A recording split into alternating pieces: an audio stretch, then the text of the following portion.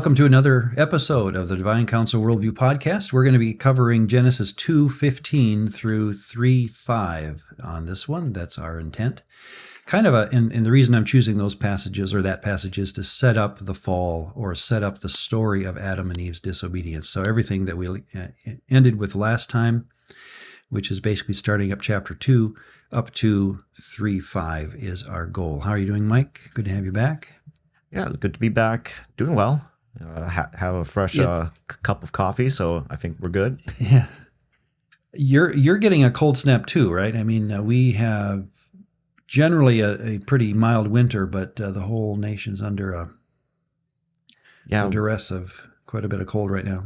So I'm up in the Boston area, and essentially they warned us we're going down into the lows of the low teens. So this morning when I woke up, no wind chill, just pure air temperature.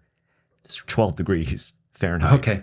We I might have mentioned earlier we got a hot tub for ourselves this year, and one of the things we were curious about is getting into slipping into 104 degree wet water when it's, what was it the other day I went in, it was 7 below, and good times. I mean, your hair is frozen, and you pat it, it's actually ice in your hair because of the steam coming up, but it's really quite comfortable. So that's been our habit pretty much every day. Even in Minnesota here where I live, it's been cold, but when you have a hot tub, it makes up for it. So, well, let's get into it. We're in Genesis 2. Now, last time we recommended a theoretical read of the text that I'm going to play out. And again, you don't have to take this view as a listener. Again, the Divine Council Worldview does not mandate a lot of reads on the text. There's many ways to go, and that's to be respected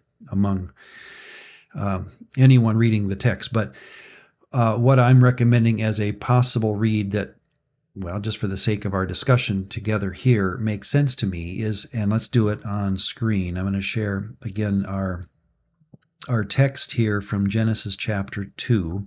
The left side of the screen is the ESV, the middle is the New King James, and the right is the Hebrew. When we came to 2:7, after God had already created the world, or at least we're told about the world of animals, plants, and humans, in 2:7 we seem to get, I'd recommend, another story, a following story. Then the Lord God formed the man of dust from the ground and breathed into his nostrils the breath of life, and the man became a living creature. So now in my mind's eye, I have a human being that is possibly different from the other humans that have already been created, in the sense that this is a man of dust. So at least it's separated in the text in that way. That's all I know, right? Then we heard in 2:8 through about 14 that he puts him in a garden, and which is, again, in the ancient world, a paradisical idea that a garden is a place that was made for human enjoyment, right? And so probably like a hobby farm where you have animals and plants and you tend and care for it, and it's your pride and joy. Interestingly, in this garden, we are told in 2:9 that we have a tree of life and we have a tree of knowledge of good and evil. So far, if you're reading the story, you don't know what those trees are for. You don't know what they're about. If you're living in Moses' day, by this point, as a reader, you would be familiar with the ancient idea that the tree of life is not a religious idea as much as a cultural idea, that trees breed abundance, and they're symbolic for abundance and sustenance and even reproduction. So maybe, again, if I'm listening to this at the knee of my father, I would have in my head an idea of a man wandering around in a beautiful garden, and he's got these two trees, and so far so good. They're both, tree of life, that's good. Tree of knowledge of good and evil, that's good. We'll talk about the meaning of knowledge of good and evil in a bit because it's brought up, but so far so good. Anything more, Mike, that you want to bring in? Otherwise, I'm ready for 2:15. This is the setup now that we have. We don't have a woman. Excuse me.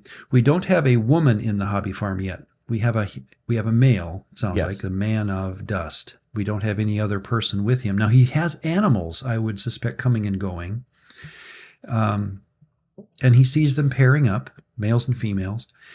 but he doesn't see someone for him. Now I'm getting ahead in the story because that's actually where it's going to go. So let's do it. Actually, Ron, if I could just point out one thing that I noticed as well, right? Because this is not just the creation of, it's the creation of the garden, and it's not just the creation of those two trees, the tree of life and the tree of knowledge of good and bad, but that God created every tree. So there's lots and lots of trees in the garden. And I believe his name was Rusty Osborne. He was a guest on Mike's podcast, and he wrote a book called, I think, The Trees Are Kings. Okay. And it was his research into this idea that in the ancient Near Eastern context, if you are a king and you're trying to show other delegates and ambassadors who come to your nation how great of a king you are, you will show them your garden. And what would even be more impressive of your garden is if you had trees that were from all the different regions and territories. I've heard of this. Maybe I read his work or something. That your kingdom has influence over. And so like one of the most famous ancient gardens that we could think of are the gardens of Babylon, where the king had basically transported all of these trees from different locations, planted them in his garden to essentially say, hey, by the way, dignitary, this is how far my kingdom reaches because I have this tree that only exists elsewhere, like far, far West Africa, but I have it here. Yeah. And it just shows this is how far my arm goes. Yeah, we have a golf course in our area. It's a private course. I've played it once with a friend who invited me, and we were walking the fourth hole or something, and there's a palm tree in the backyard of one of the homes. And of course, it stands out in Minnesota. You don't have those. And I said, what is that? And he says, the story behind that is he's so rich. Every year he plants a palm tree in his backyard, a full-size palm tree. He knows it's going to die. It's going to wither away in the winter. But the idea of I am wealthy enough, important enough to tell you, and you don't even know who I am, that I've got a tree from another part of the world that I plant every year. Yeah, that's a good point. That when we come to this story, it's not two trees. And by the way, they're not blinking, as far as my opinion would be. Right? I was reading about this the other day, and one of the commentators called it a supernatural tree. Well, supernatural. What do you mean by that? Did its fruit blink? I doubt. All we have in the story is that we got these two trees that are special. Yep. So far. And maybe they looked like other trees. We don't know, but this is a beautiful place. And let's see. Thank you. Let's see what happens. 2:17. Is that where we left off? Yeah, let's do 2:17. Or 2:16. The Lord God commanded the man, saying, you may surely eat of every tree of the garden. There it is, a lot of trees. But of the tree of the knowledge of good and evil, that one specific tree, you shall not eat. For in the day you eat of it, you shall surely die. Again, this is just a curiosity to me. And in Hebrew, when you want to say surely or indeed, you often just repeat the word twice. Yeah. So you will, in Hebrew, if you're reading over here, mot, tamut. You'll mote. If you eat that tree, you will die. Yeah. And so, that's an interesting, part of the story. Maybe God told him more than this. Maybe he explained it more carefully. Maybe he got actual direction, a sheet of directions as to what to do here. Can you touch it? I don't know. It doesn't say here. Eve will repeat the story later and add some stuff. But the point is, don't eat of the tree of the knowledge of good and evil. Now, let's talk about the knowledge of good and evil. Ron, if I could also just point out another emphasis, right? Because at end of 17, that you're right. There is the emphasis, the mot, the repeating of the verb again, or really a different version of the verb. But then the first emphasis in the command is actually at the beginning. And the ESV translates it kind of very lightly for some reason. But the first emphasis is actually, you will eat. Okay. it does the same pattern of the same verb being repeated again, but one is an infinitive and the other one is the main verb. So it is repeated. Okay, yeah. Like I know in other translations, like the NIV, they will translate it as "you are free," like to emphasize like you surely, you definitely, you should, eat. This is what you should do. You should eat the fruit from the trees. Like this is your food. Or in the day you eat of it. Yeah, it's almost that. It depends how you translate this, but it's almost like God is predicting, like a Deuteronomy 28, when you go into captivity. What? Here's, in the day you eat of it, which I kind of think, by the way, this does bring up the philosophical question. Why is God doing this? Why is God setting up a test in which who knows how long it took for Adam and Eve to blow it? But I remember asking that question in theology class when I was in college. I raised my hand. I love my theology teacher. I had grown to trust him to be a biblicist. He would look at the text. When you ask him a question, he'd often just open his Bible and start looking because he didn't want to give the pat answer. But I remember asking, how long do you think it took between the test to the failure? And he said, a couple of weeks. And I said, where'd you get that? And he said, well, and then he gave some interesting points about, well, he does have Seth at a certain age and in other words, you can kind of, narrow it down, as it were, and he had some reasons. But anyway, well, let's talk about knowledge of good and evil. We, of course, we know the story, but what is the knowledge of good and evil? My opinion, and again, give me your rebuttal here, Mike, if you'd want. It's a merism to me. A merism is where you, north and south, you name the bookends of something. Dan to Beersheba. You name the bookends intending to include everything in between. So when I say good and evil, and by the way, those words in Hebrew are just the standard words, tov and ra. They're very normal words. They don't have any special divine meaning at all. So the knowledge of good and bad, this is just my opinion, and I don't think it makes a difference to the story, so I want to tread lightly both in time and in intent here. That what the knowledge of good and evil will do, if you have it, is you will have a vast amount of information. Now, is that information you shouldn't have? We'll kind of figure that out later that, that's it, that's the issue. But as a statement, the knowledge of good and evil to me just means you have wisdom, you have proverbial understanding, knowledge, intelligence. There's something you're going to gain here that on the face of it is a good thing. You will, and I think that's going to be coming into the temptation, which we'll end with in this edition, is when we get to 3:4 and we listen to, and 3:5, and we listen to the serpent talk, he is going to use this phrase, knowledge of good and evil, as something to be desired. It's not a bad thing. So that's all I want to say about that. Any thoughts? So like I had mentioned, I think the last podcast episode when we talked, I had recently preached on this, like on Genesis 1-3. And one of the things I brought up with the congregation is that the typical use of the word tov or good, especially like Genesis 1 is like the clearest like case example of how tov is used in the sense of good, not in morality or good as in beauty, but good as in usability and order. There's organization. It's good. So when God creates things in Genesis 1, it's like, hey, this is good. Like light, that's a good thing. And now you can see it's useful. There's an order that's happening.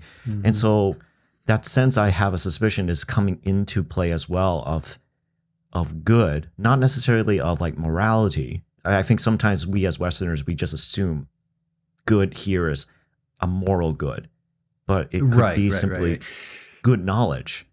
And even evil, that's why I think that's where you're going with this, is that evil, we really put a morality on that word. Yeah, and it's really just the word ra, which is bad.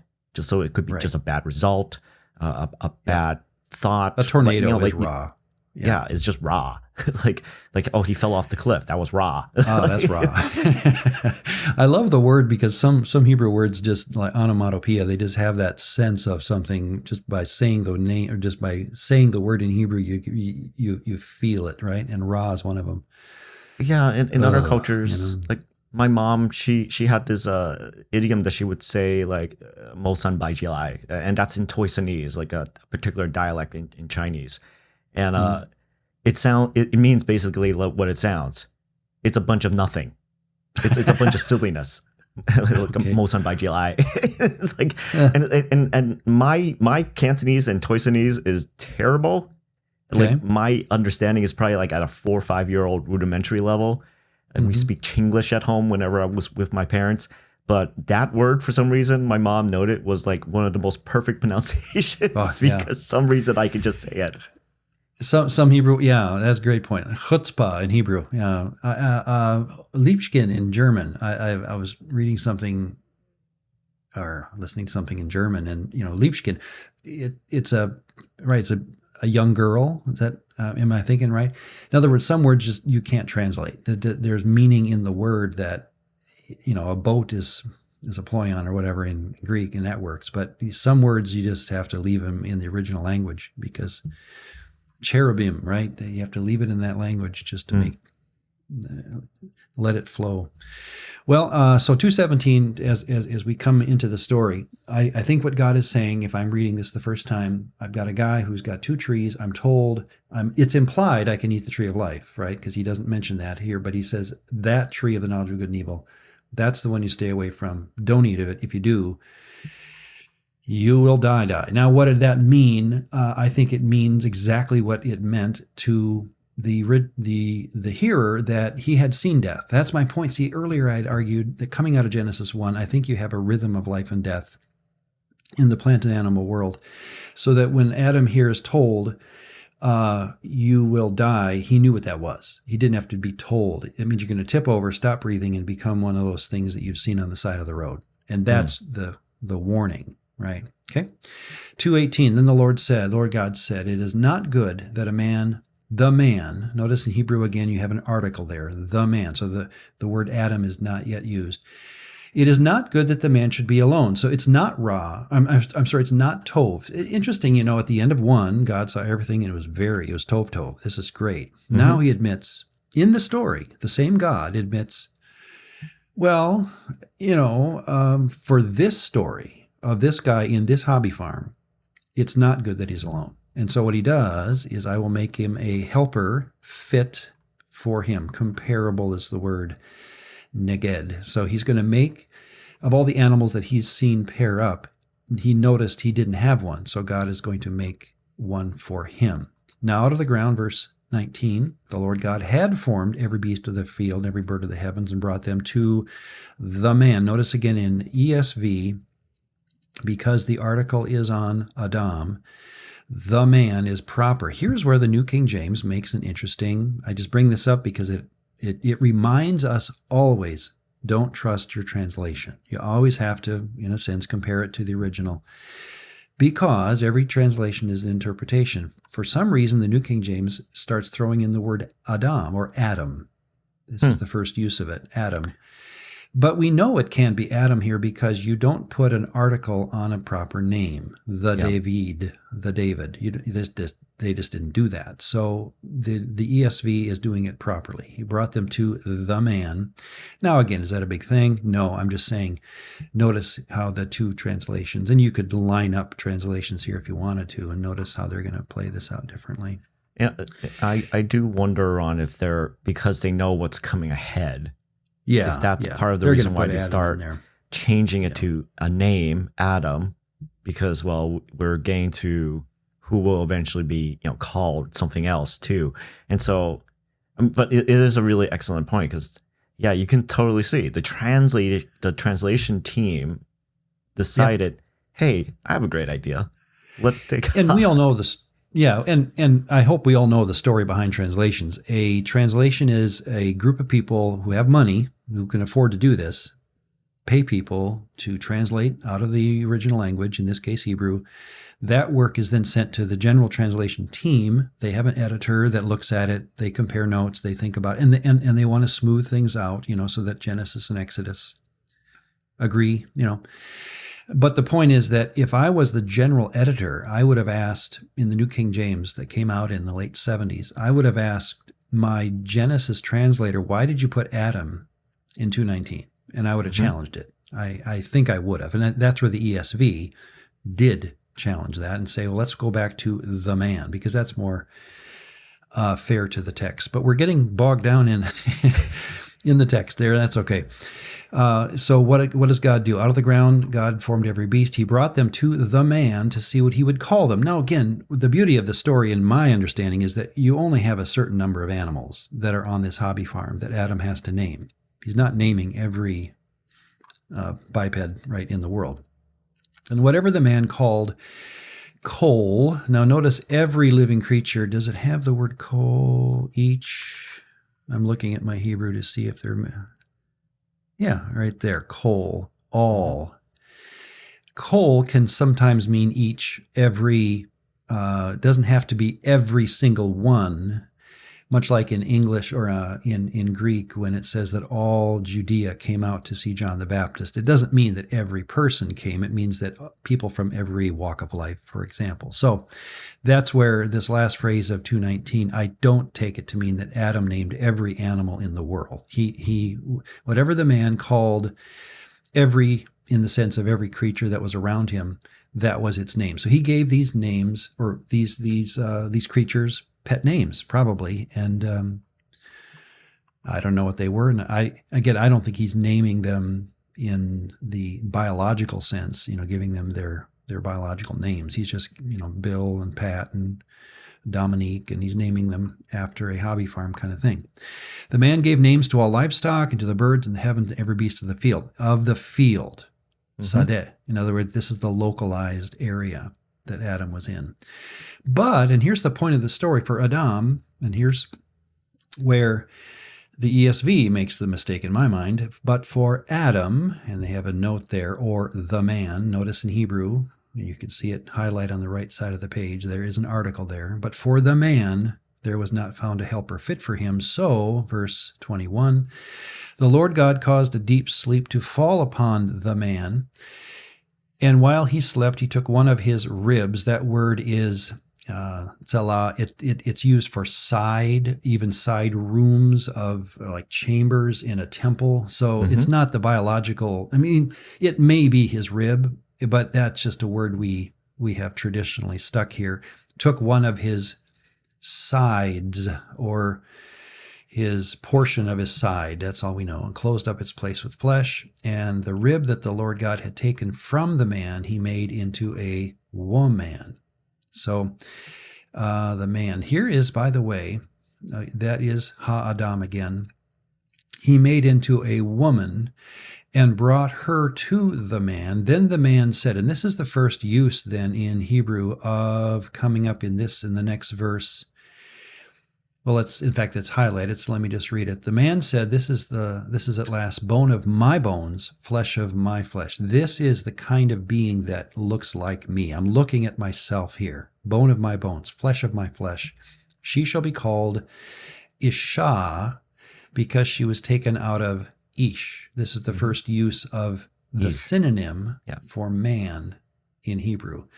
You have Adam and you have Ish, are the two words that generally in Hebrew are translated as man. Adam often can be mankind, and in our story, he is the guy we're talking about. But when we get to 229 or 223, he throws out this proverbial statement, she shall be called Isha, because she was taken out of Ish. So really it's just a curiosity to me that the woman's name is just the feminized ending or feminized version of the Hebrew word, which is a masculine term, Ish. And by the way, anything there you want to throw out? Well, so one of the things, so it was interesting, right? That whole entire moment of where God says, he's going to, he takes a rib, or at least that's how the ESV would translate it. It takes one of the ribs. that really is like, I'm glad you mentioned it, that the word there is really actually just the Hebrew word for side, or like the side of a building. And even the creation itself is, I think the word for the actual making a woman is bara. It's the word for build. Yeah. And so there is that sense that he's constructing something. He didn't shape or form like he did with the Adam or the man. He's actually building someone who will become an Heiser for the man. Like those words are just so pregnant with lots and lots of context and meaning. I would recommend, if folks really just want to dig deeper into like what's going on with all those words, I would check out the work from Dr. Ingrid Farrell. I got to attend a seminar that she did at ETS, and she went full into what is the implication that woman is created from the side of man. And really this picture that's being painted of man and woman working together as one, as one race, as one unit. And just even the fact that she will be an Heiser, and how that word is typically used most of the time when it shows up in the Hebrew, it's associated with Yahweh. Really? Wow. Yeah. The idea that Yahweh will be my Heiser. He's not just a servant. He's not just a helper. slave. Yeah. Not just like, the help, but like this is a partner. This is someone that is so strong that I essentially look towards for assistance, for deliverance, for help, because I desperately need the help. Thank you for bringing that up, because some have said, here it is that, and again, what I did was I asked my computer to give me every occurrence of the Hebrew word for helper that's in 2:16. I will make him a helper, because it makes it sound in English as though she's below him. Yeah, she's my slave. But the word helper, when you ask the Hebrew Bible or your computer to give you every Hebrew instance of that word in Hebrew, you get 2:20, there's the word helper there. Look at Exodus 18:4. The God of my father was my Eitzor, my help. Yep. So whatever Eve was to Adam in the sense of helping him, God was to, who's talking in Exodus 16, Moses. So, we have, we have helper, and it's used help many times. Eitzor is in Hebrew. But within the Psalms, it's almost always God. He is their help and their shield. So, and I think it's a really important point, because it's like it's not simply like we need to create someone just to assist Adam, to hold a basket while he's picking up fruit from the trees, right? It's right. Like he needed someone eventually. If Genesis 1 and 2 are supposed to connect in some way, even if it's a loose connection, then it's like, how is this one Adam supposed to actually multiply? How is he supposed to grow and continue on? Well, he needs an equivalent. And so this woman is created as his Heiser. And I love how you said it. Like, he can look at her as like almost as though there's a reflection, like, she looks like me, but she isn't exactly like me.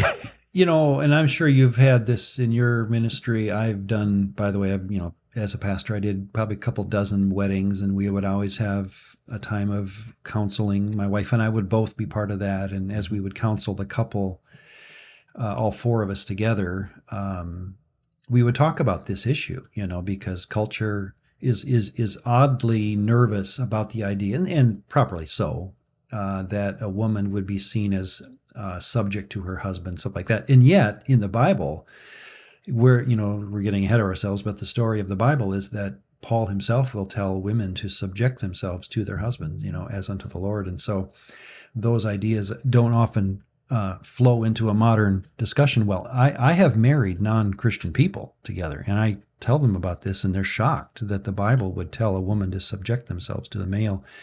And yet what we get into almost every time is we admit and it's fun to let my wife do the talking on this one, obviously, right? Not me. But when the couple walks down the street, does the woman want the husband, the male, to walk closest to the road so that if, the old story of if the car splashes the water, he will protect his wife from the spray, right?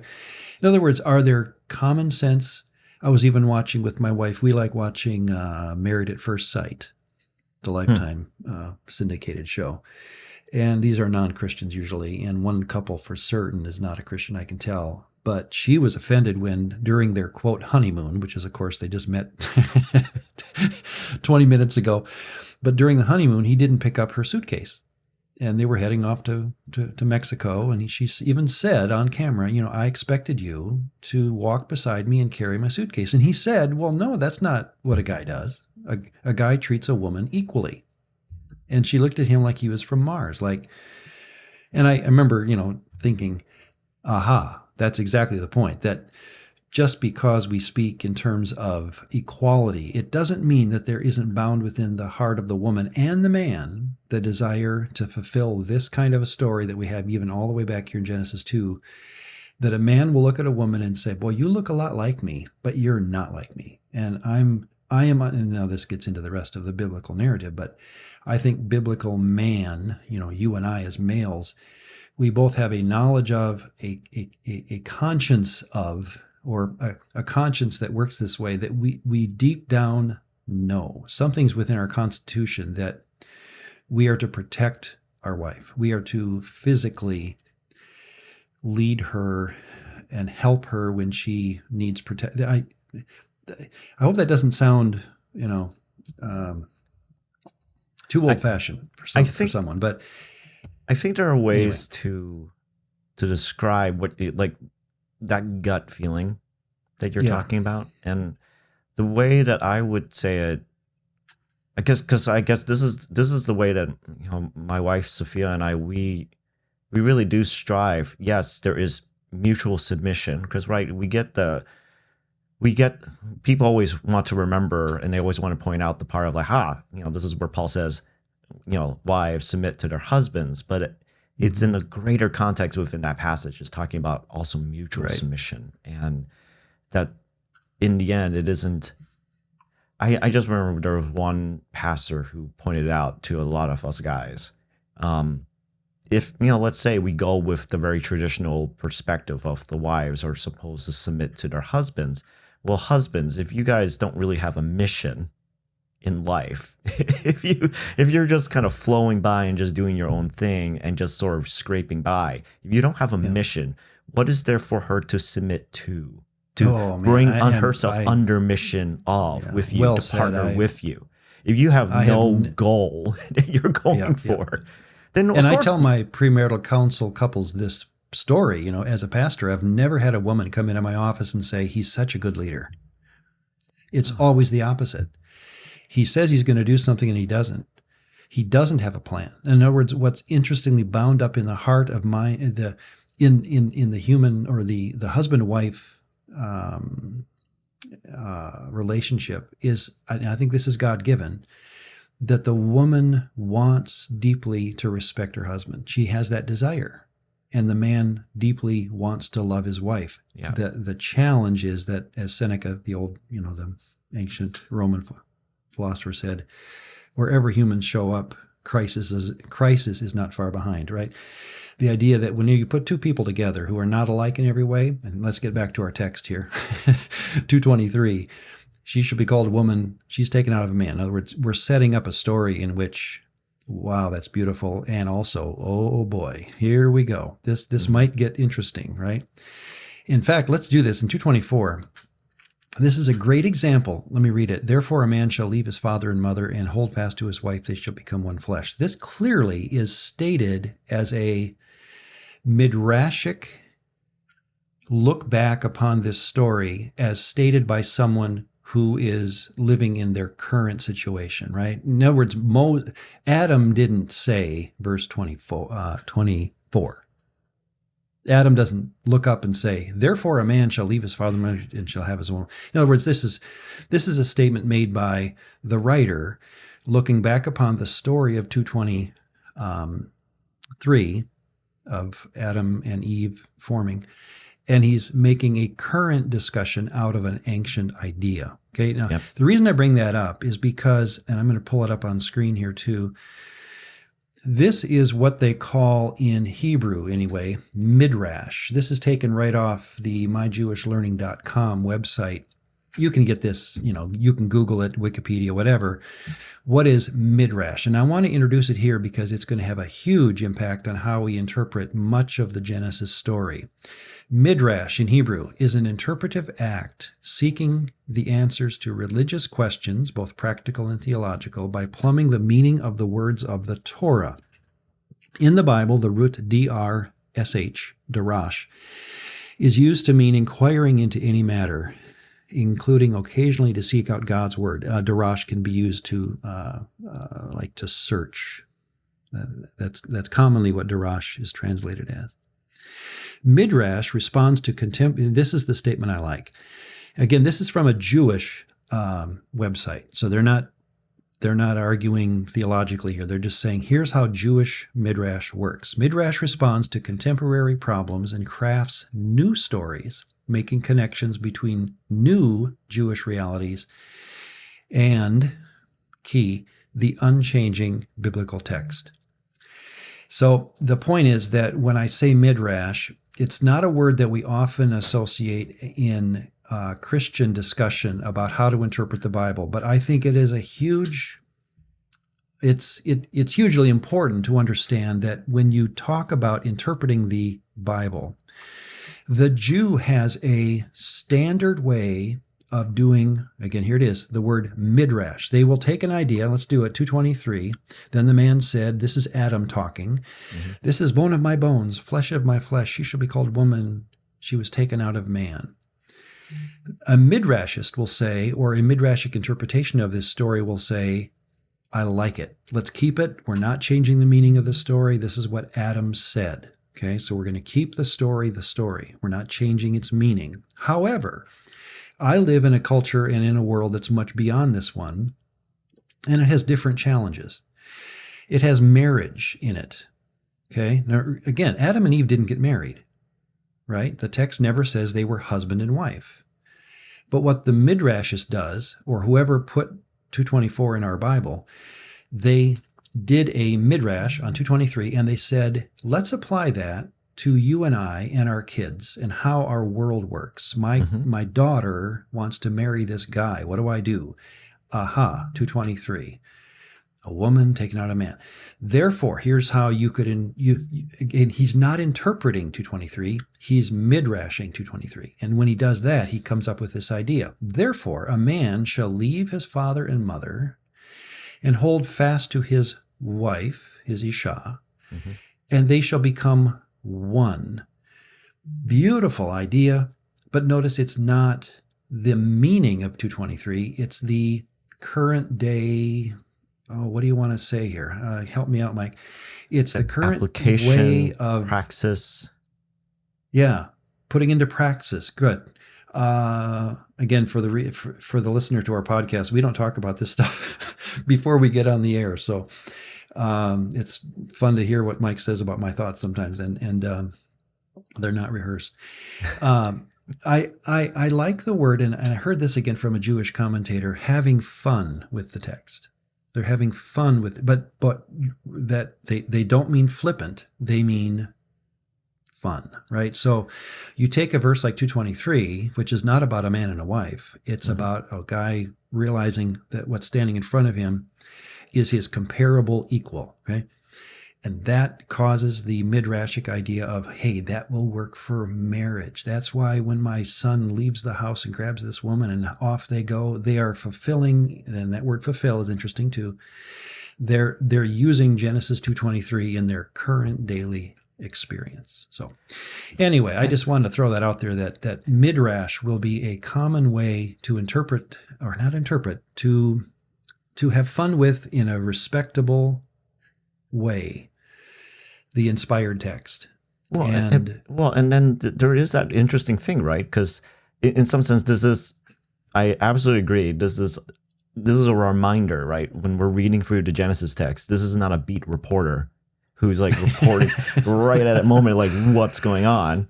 Exactly. And it's not a meta moment where Adam turns to the camera and says, therefore, a man shall exactly. be. Right. But it's interesting that this verse, this midrashic, interpretation or just additional thought, or how do we actually understand this, or how does this apply and work in everyday living now? It's part of the inspired text. And that good point. And I did want to get there, and you reminded me to get there. Jews take their midrashic interpretations as inspired along with the text. That's often what they'll do. And they'll say, and again, I don't think they're doing this wrongly. And this is personally my view also as a Christian, that I think Paul was doing this. Here's where this is going, by the way. Mm-hmm. Paul will midrashically interpret the Old Testament at times. He'll say the rock that followed them in Numbers 22 was Jesus. Yes. That's 1 Corinthians 10, right? And the interpreter today is made to say, what are you doing? How you mean, and so they want to go back into Numbers and cross off the word rock and put Jesus there. And Paul would say, if he was watching this, he'd say, no, don't change the story. I'm not saying Numbers 22 actually is Jesus. I'm saying in your current situation, living in Corinth, where you need daily sustenance, daily water, as it were, think of Jesus. Oh, there's a story. Remember our story in the Jewish world of the rock that gives them water? So that's what we mean by midrash. It's not changing the story. It's applying the story to current Corinthian life. So but we'll do that so many times coming up that we'll make our heads spin, but be ready for it. And that's, to me, the first midrashic statement of the Bible is Genesis 2:24. Maybe there's something previous to it, but at least that one jumps off the page.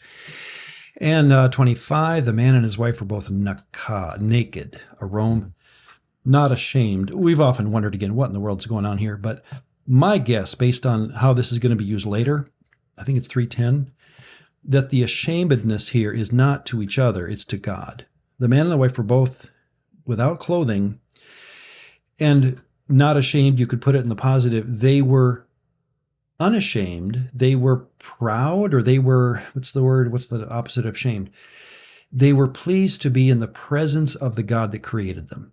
Because, and the reason I'm going to argue that way is because of what happens later. They're going to realize they're naked and hide not from each other, but from God. So I think the naked and not ashamed just means, again, this might be a midrashic interpretation of the writer saying, and by the way, guys, in this story, they're in the presence of their God, and you're going to see it coming up, and they're proud to be there. And sacred space will be a common conversation in the Divine Council worldview. This would be an example to me of where two human beings are in a position of being in sacred space with their deity, physically with their deity, and they're not cowering. They're not, shuddering like a Daniel 10 where he couldn't move. They're actually physically, again, what word do you want here? Proud or upright and fully suited for that place. That's, I think, what it means. And I'm ready to jump into 3:1, and we'll get up to verse 5 as we close up this edition. Well, now the serpent. If I can just add in just a little tease, because we did bring up Dr. Catherine McDowell last time we spoke. She she has in her dissertation this very mind-blowing idea of, well, they were physically naked, but does that mean that they were not clothed? What? Oh, yeah. Well, expand it. I'm not following. So later on in her dissertation, she goes into a lot more of the ancient Near East context of how they would deify, or essentially open the eyes and ears and mouths of these idols, these statues of the gods. And part of that process is also this clothing of these statues, these gods, putting on them essentially like these glory clothes. Yeah. That would be reminiscent of what the priests themselves would be wearing. And so they're like priestly clothes, but they're designed for the statues, because the priests are supposed to be almost like, representatives, in a human version image of the God that they're serving in particular. And so she brings that up later in her dissertation work, and it was so fascinating.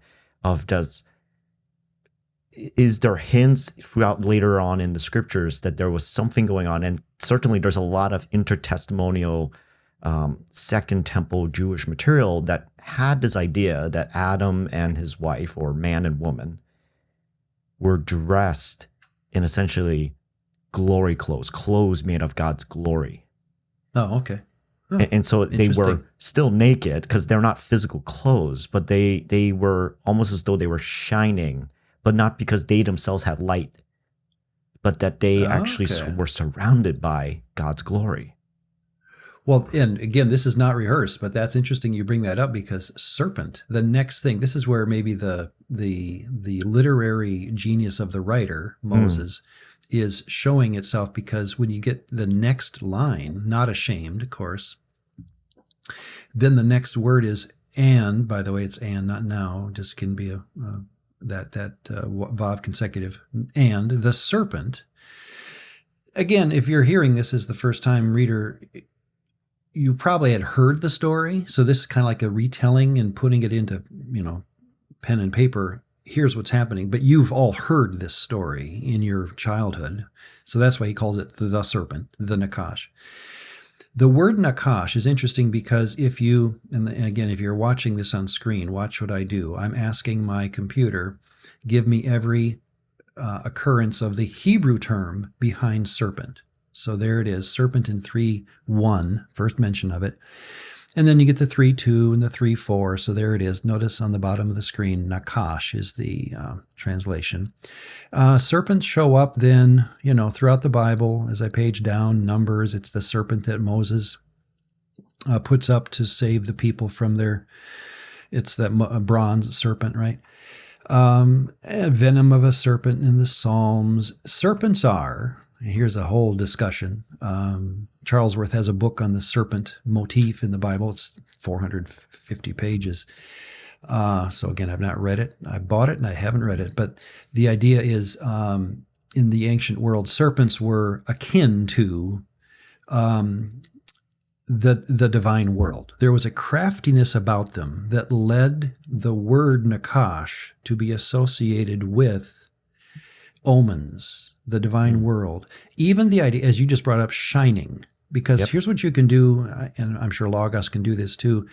Do you notice above up here is, if you're looking at the screen, the word serpent at the bottom of the page, Nakash, H5175. That's the number that was assigned by James Strong to that Hebrew word Nakash. And again, by candlelight, he did the entire Old Testament vocabulary. He gave numbers to each word, so that when you ask your computer, I want to find every Hebrew word behind it, it just goes to that Strong's number. It's called H5175. And here it is up in the browser. If I put my cursor right there behind 5175, and I say, actually, I want to see what word is 5174. And you can do this with, 76, 74, 73. You can kind of bounce around within words close to a word. In other words, it's going to give you a Hebrew word that's spelled almost exactly the same. As in this case, it's just the vowel pointing of the word Nakash. Now, Nakash, just vowels, different. It's translated as bronze. Yep. And in fact, you get into the, this is actually the Aramaic, I suppose, because we're in Daniel, but the idea of, and you can back down to, I think, even 7:3. Look at that. Enchantment, omens. Yep. The point is, if you look around the word Nakash, let's go up to 7:6. No, 7:7.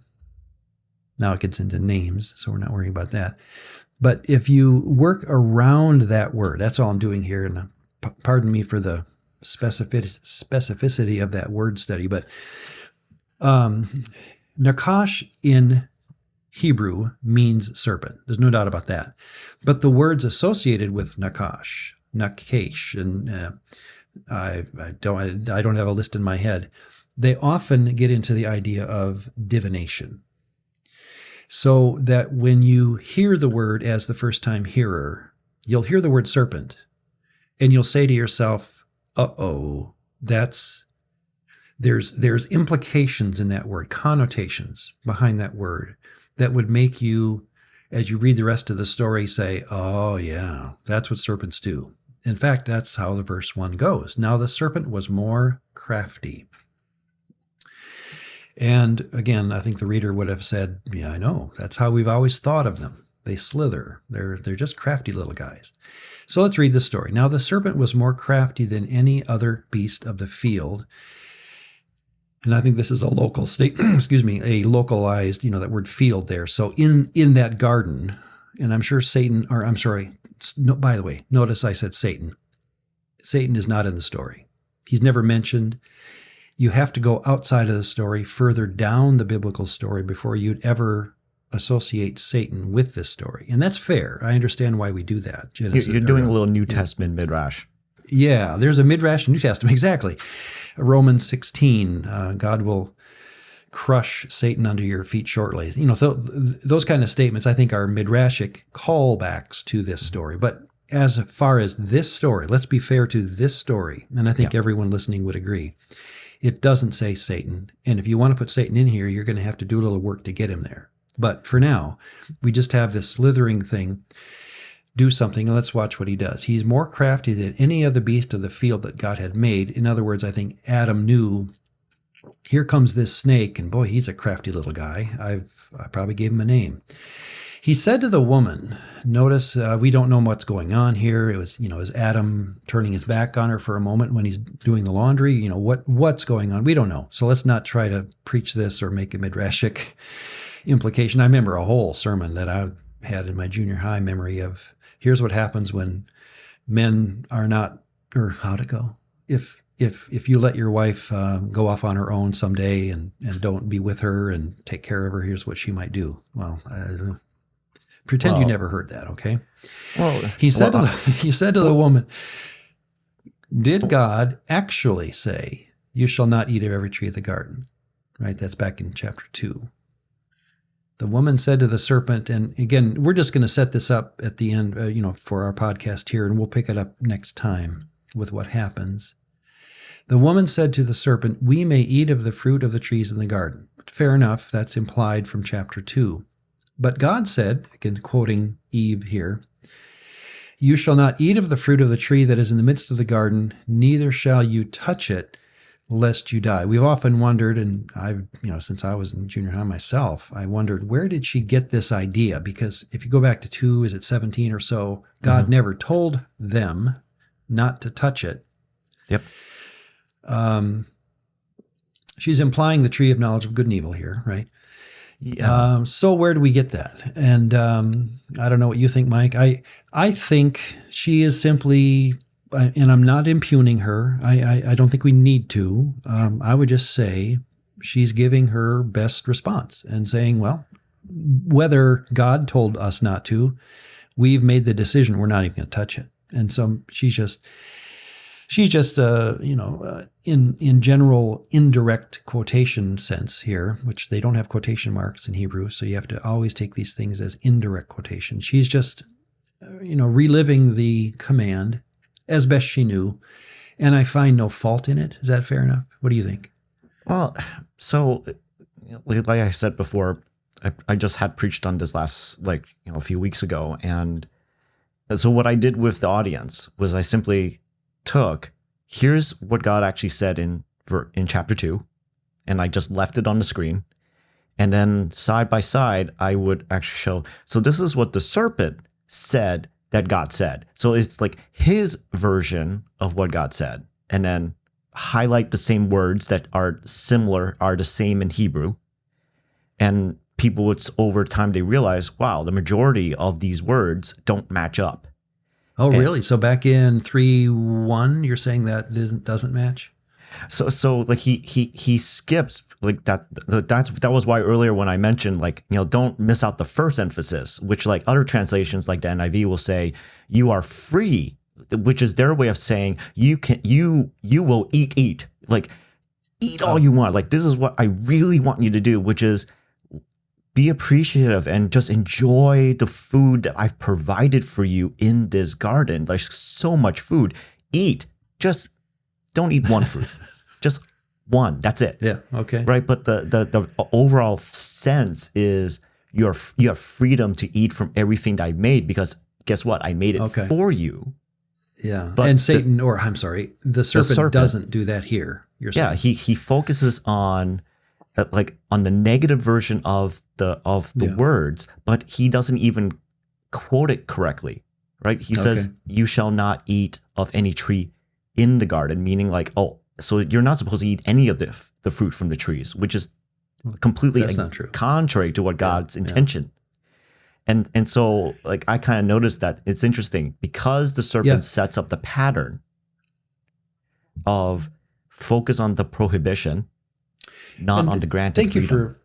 Thank you for doing that, because this is how midrashic interpretation in the Talmud works. That Jews who revere this text and the entire Old Testament, right? They take this kind of story, and much of the Talmud is unpacking what you did there in the last minute or two. They do it page after page after page, and they're doing it out of respect, deep respect for the text. And so what you're doing with your audience when you preach the sermon is you're respecting the text enough to take your time, looking at it word for word, saying, "Do you see it? Do you see what this serpent is doing?" So that was a good point. What I would say, just as a reminder, and I do this with myself all the time. Keep midrash. Don't, Ron, don't take your, and I'm talking to myself here, Mike, not you. Don't take your spin on a text and turn it around to equal the text. Keep the text, and your spin. And possibly maybe you're doing it right, maybe you're doing it wrong. And at least what you're doing with the midrashic interpretation is you're always leaving the story in place. And we'll get, this will be for next episode when we get to 3:15 and, the seed of the woman crushing the head of the serpent. That is ripe for midrashic interpretation. And so we'll talk about that when we get there. But that's what you're doing here. You're thinking with the text. You're having fun with the text. You're totally respecting the text by doing that with your audience. So let's finish up with just where the serpent and the woman end up here. The woman said, "We may eat of the fruit of the fruit of the trees in the garden," but God said, this is again what I'm taking just to be her rendition of what her and Adam decided to do, is to not even touch it lest you die. And here's the famous statement that, again, notice how our different versions will handle it. "The serpent said to the woman, you will not mote. You will not die. You will not surely die. For," and here's where you wonder, is he telling the truth, or is he, there's various options here. Is he lying directly? Is he spinning the truth? Is he whatever? Let's just hear it. God knows. Elohim knows. And that verb is, if you're looking at the very bottom, singular. So the noun Elohim here, again, in my mind, I never say the word God. I just have taken that word out of my English vocabulary. I read this in my head as, for Elohim knows, and that's a singular verb. That means this is a singular Elohim. Okay, so that would be Yahweh. That's how I think it in my head. For Yahweh knows that when you eat of it, that's the tree of knowledge of good and evil, your eyes will be opened. That's a good thing. And here's that, and I put it in yellow just because it's a talking point. You will be like Elohim, knowing, look at the bottom there, plural, good and evil. This is where does the knowing in plural as a participle, does it go to the good and evil, or does it go to the Elohim? Here's where, look across to the New King James in the middle, you will be like God, capital G. So the interpretive call by the interpreter or the translator of the New King James Genesis Project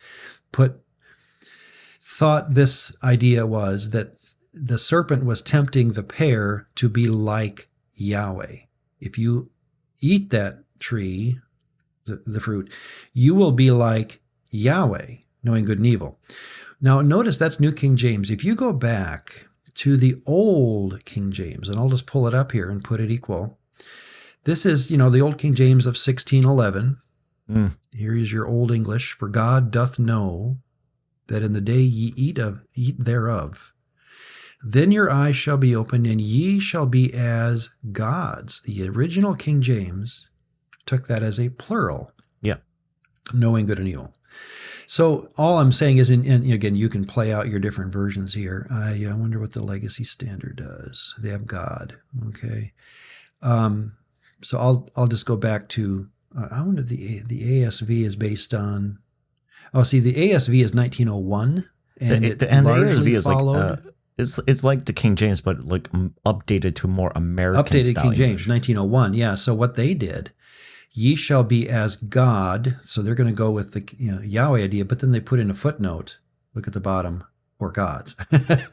They admit you're going to have to make an interpretive decision and move on. And so my point is, and again, I cannot emphasize this strongly enough for our Divine Council Worldview listeners.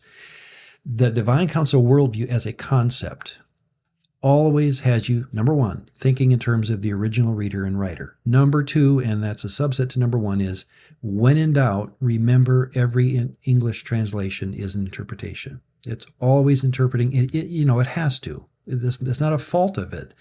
It's just what we have to do. And so what the problem is that when you're sitting in a Bible study at church or something and you come upon this verse, if half the audience has, let's pull it up again. And let me throw this out there to you, Mike, and see, well, you know where I'm going. So if half the audience has an ESV, and the other half has a Old King James, what's the difference between these two verses? Mm-hmm. God versus gods. Yeah, that's a completely different temptation to Eve. Yes. So here's the question. What was she tempted to be like Yahweh, or was she tempted to be like the serpent? In other words, was she tempted to become like what she has probably witnessed in the garden? God's host, God's divine beings that in some way, because she's made in their similitude, she's made like them. Mm-hmm. So she's probably had conversations. That's why she's not running away from this snake, I think. I think she's had conversations with these beings before. I don't know, and I'm giving away my answer, but any thoughts there? I agree with you. And in that sermon, I quoted the text and then I put in brackets, better translated gods. Like okay. and I can look out to folks in my church, and I'll notice every so often when I say that kind of thing, some heads will tilt. Right. Because it's welcome to our world, right? Yeah, like welcome to the strange world of the Bible, where all of a sudden there's this statement to a human woman, and actually, another thing, this is like an earlier point, right? The whole entire conversation that the serpent begins, he doesn't use the singular you. He uses the plural you. And then she also uses the plural us and you as well. So like that also was the differences that we noticed when I was taking my church through what was going on with the text, is that, like some theologies, and this is on the side, right? Part of what I do when I make the sermons is I also will make slides. So I'm looking at pictures for like images of like man and woman and the fall and that kind of thing. And I didn't put it in, but it really ticked me off. I saw this picture of a guy, this guy basically made this picture of the tree of the knowledge of good and evil, and it's like a silhouette type of picture. And so it looks like a giant oak tree.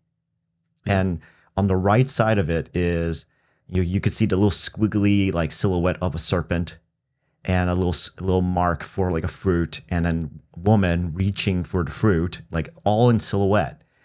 And on the far left of the tree, like on the other side of the page, is man, also in a silhouette.